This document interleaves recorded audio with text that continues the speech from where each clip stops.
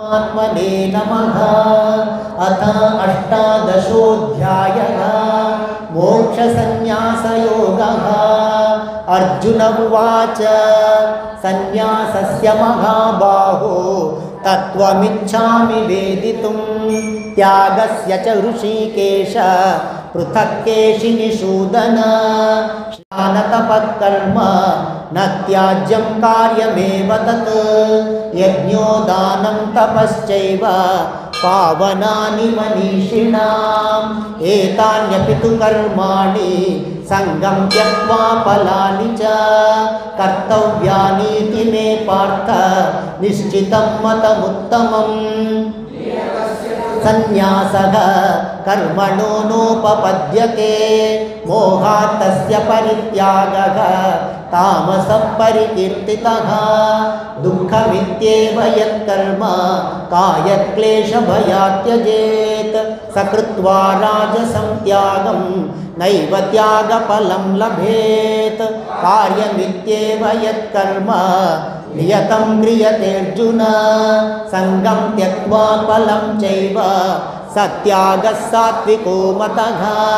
न द्वेष्ट्य कुशलं कर्म कुशलेनानुषज्यते त्यागी सत्त्वसमाविष्टो मेधावी छिन्न संशयः। न हि देहभृता शक्यं त्यक्तुं कर्माण्यशेषतः यस्तु कर्मफलत्यागी सत्यागीत्यभिधीयते। अनिष्टमिष्टं मिश्रं च त्रिविधं कर्मणः फलम्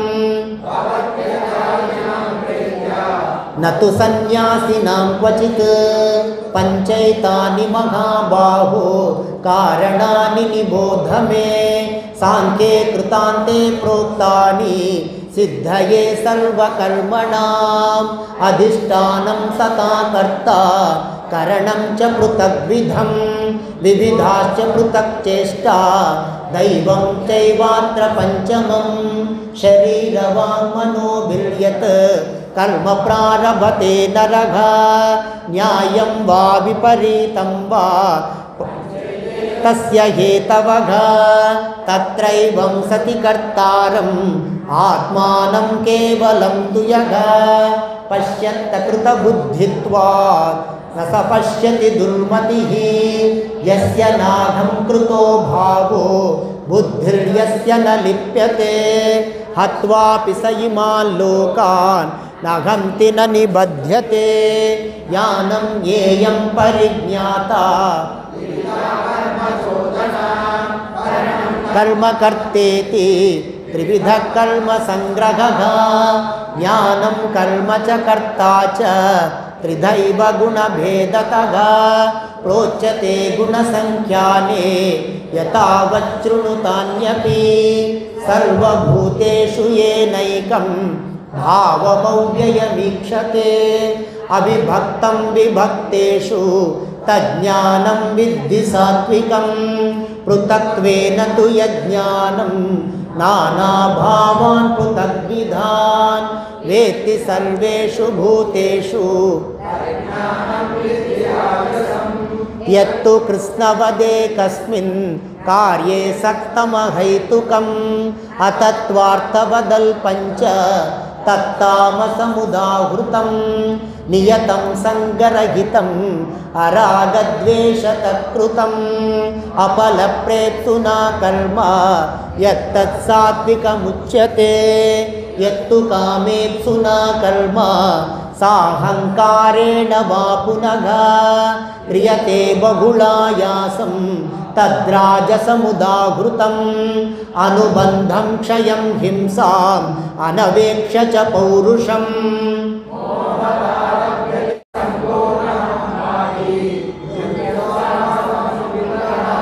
सिद्ध्य सिद्ध्योर्निर्विकारः कर्ता सात्विक उच्यते। रागी कर्मफलप्रेप्सुः लुब्धो हिंसात्मको शुचिः। हर्षशोकान्वितः कर्ता राजसः परिकीर्तितः। अयुक्तः प्राकृतस्तब्धः शठो नैष्कृतिको लसः। विषादी दीर्घसूत्री च कर्ता तामसमुच्यते।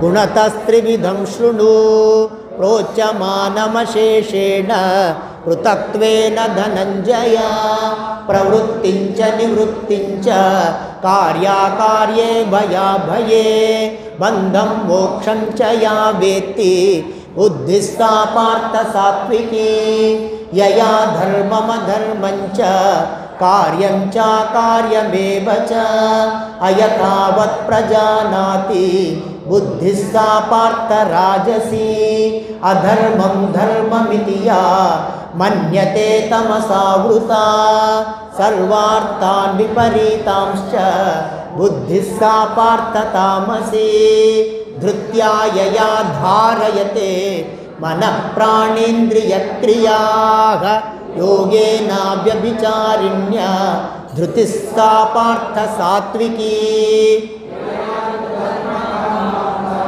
धृत्या धारयते अर्जुन प्रसंगेन फलाकांक्षी धृतिः सा पार्थ राजसी यया स्वप्नं भयं शोकं विषादं मदमेव च न विमुञ्चति दुर्मेधा धृतिः सा पार्थ तामसी सुखं त्विदानीं त्रिविधं शृणु मे भरतर्षभा अभ्यासाद्रमते यत्र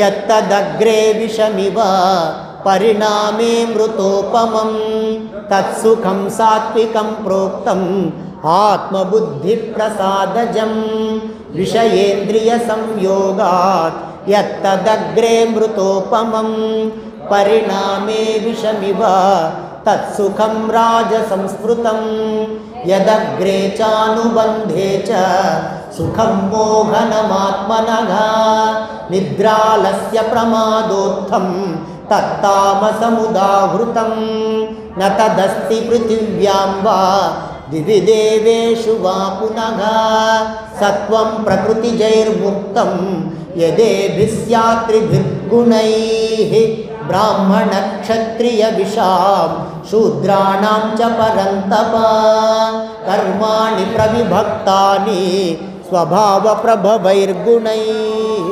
शमोदमस्तपः शौचं क्षान्तिरार्जवमेव च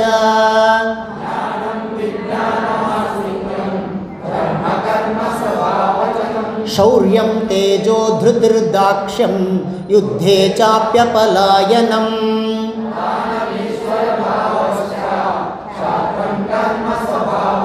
कृषिगौरक्षवाणिज्यं वैश्यकर्मस्वभावजम्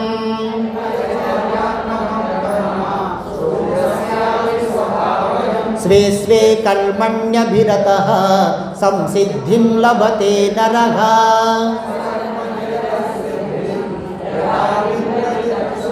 यतः प्रवृत्तिर्भूतानां येन सर्वमिदं ततम्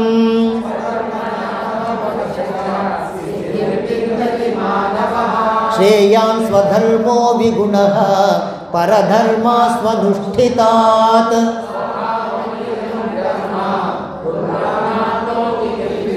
सहजं कर्म कौन्तेय सदोषमपि न त्यजेत् सर्वारम्भा हि दोषेण धूमेनाग्निरिवावृताः असक्तबुद्धिः सर्वत्र जितात्मा विगतस्पृहः नैष्कर्म्यसिद्धिं परमां सन्न्यासेनाधिगच्छति सिद्धिं प्राप्तो यथा ब्रह्म तथाप्नोति निबोध मे समासेनैव कौन्तेय निष्ठा ज्ञानस्य या परा बुद्ध्या विशुद्धया युक्तो धृत्यात्मानं नियम्य च शब्दादीन् विषयान् विविक्तसेवी लघ्वाशी यतवाक्कायमानसः ध्यानयोगपरो नित्यं वैराग्यं समुपाश्रितः अहङ्कारं बलं दर्पं कामं क्रोधं परिग्रहं विमुच्य निर्ममः शान्तो ब्रह्मभूयाय कल्पते ब्रह्मभूतप्रसन्नात्मा न शोचति न काङ्क्षति समः सर्वेषु भूतेषु भक्त्या मामभिजानाति यावान्यश्चास्मि तत्त्वतः विशते तदनन्तरं सर्वकर्माण्यपि सदा कुर्वाणो मद्व्यपाश्रयः मत्प्रसादादवाप्नोति शाश्वतं पदमव्ययं चेतसा सर्वकर्माणि मयि सन्न्यस्य मत्परः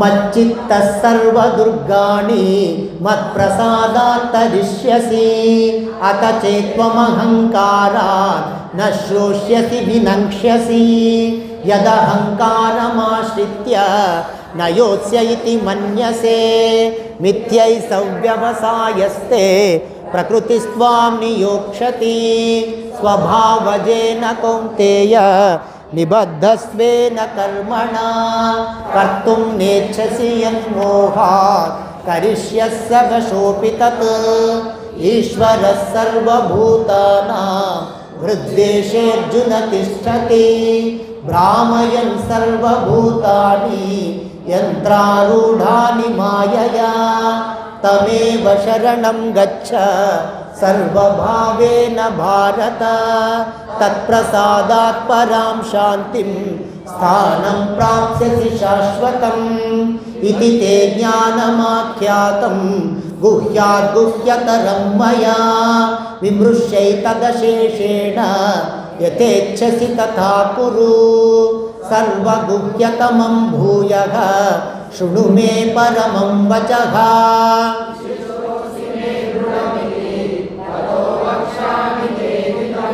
मन्मना भव मद्भक्तो मद्याजी मां नमस्कुरु मामे वैश्यसि सत्यं ते प्रतिजाने प्रियोऽसि मे सर्वधर्मान् परित्यज्य मामेकं शरणं व्रज अहं त्वा सर्वपापेभ्यो मोक्षयिष्यामि मा शुचः इदं ते न तपस्काय न भक्ताय कदाचन न चाशुश्रूषवे वाच्यं न च मां योऽभ्यसूयति य इमं परमं गुह्यं मद्भक्तेष्वभिधास्यति भक्तिं मयि परां कृत्वा मामे वैष्यत्य संशयः न च तस्मान् मनुष्येषु कश्चिन्मे प्रियकृत्तमः भविता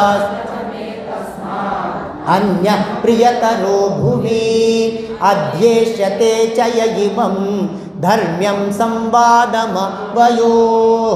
ज्ञानयज्ञेन तेनाहम् इष्टस्यामिति मे मतिः श्रद्धावाननसूयश्च शृणुयादपि यो नरः सोऽपि मुक्तः शुभान् लोकान् प्राप्नुयात् पुण्यकर्मणां कच्चिदेतच्छ्रुतं पार्थ त्वयैकाग्रेण चेतसा कच्चिदज्ञानसम्मोहः प्रणष्टस्ते धनञ्जय अर्जुन उवाच नष्टो मोहस्मृतिर्लब्धा त्वत्प्रसादान्मयाच्युत स्थितोऽस्मि गतसन्देहः करिष्ये वचनं तव